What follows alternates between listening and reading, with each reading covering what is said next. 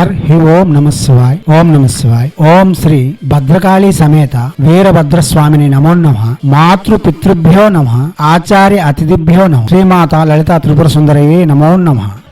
శివశక్తి స్వరూపులారా, భైరవ ఉపాసన క్రమంలో మనం భైరవుల యొక్క మంత్రములు చెబుతున్నాం. ఇవి చాలా చిన్నగా ఉంటాయి కానీ చాలా శక్తివంతంగా పనిచేస్తూ ఉంటాయి. ఇప్పుడు చండభైరవుని యొక్క ఉపాసన గురించి చెప్పుకున్నాం. చండభైరవుడు అంటేనే దక్షిణ దిశకు అధిష్టానం వహిస్తూ ఉంటాడు. ఇతను సుబ్రహ్మణ్య స్వామి యొక్క స్వరూపముగాను మనం ఇదివరకే చెప్పి ఉన్నాం. ఈ చండభైరవుని యొక్క ఉపాసన వలన మనకు దాంపత్య జీవనంలో సుఖము, సకల గ్రహ దోష నివారణము, రుణ విముక్తి, భూ వివాదములందు పరిష్కారము, మరియు వివాహం కాని వారికి వివాహము, దాంపత్య జీవనంలో సఖ్యత, సుఖము, భోగము ఈ ఒక్క ఆరాధన వలన, మంత్ర జపం వలన అతి సునాయాసంగా లభించగలవు. మనం ఇదివరకే చెప్పిన ప్రసంగం విని అవగాహన పెంచుకొని ఈ మంత్రంను ప్రత్యక్షంగానే జపం చేసుకోవచ్చు. ఈ మంత్రం కూడా 16 రోజుల్లోగా 1,00,000 జపం పూర్తి చేసి చండభైరవుని యొక్క అనుగ్రహముతో సకల విధములైన శ్రేయస్సులు, కీర్తి ప్రతిష్టలు, సకల ఆటంకముల నుండి బయటపడుతూ పేరత్వం కలిగిన, ధీరత్వం కలిగిన జీవితమును కొనసాగించగలం. దివ్యత్వం స్వరూపులారా, ఇప్పుడు చండభైరవుని యొక్క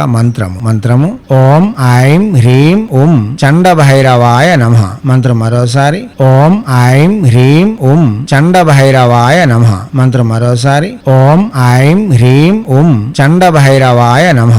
దివ్యత్వం స్వరూపులారా, ఏ మంత్రమైనా వాచక జపమే చేయాలి. మానసికోపం జపం పనికిరాదు. ముందు ప్రసంగాలను వినండి, ఓపికతో నేర్చుకోండి, తర్వాతే సాధనలు చేయండి. లేదా గురువులను సమీక్షించి గురువు యొక్క అధిపాగ్యతతో ఉంటూ చేయడం అన్నది చాలా విశేషమైన ఫలితములు ఇవ్వగలదు. దివ్యాత్మ స్వరూపులారా, చేయండి. చేసి తగ్గ ఫలితములను పొంది ఎనలేని ఆనందములతో, మనస్కామ్య సంపూర్ణముతో ఆనందకరమైన, భోగయుక్తమైన, ఐశ్వర్యయుక్తమైన జీవితం కొనసాగించేందుకు కావలసిన నిర్మాణాలు మీ చేతులారా నిర్మించుకోవడంతో పాటు హైందవ సనాతన ధర్మ ఋషులు మనకు అందించిన విద్యలు వినియోగించుకోవడంలోను, భారతీయ సంస్కృతి సాంప్రదాయాలు కాపాడడంలో ముందంజలో ఉండాలని కోరుతూ ఎప్పుడు మీ సేవలో రత్నశ్రీ హిందూ సేవ సమాజ్ ఆచార్య భీమసింగ్ రవికుమార్ ఆఫ్ నిఖిలానంద సాగర్ महाराज।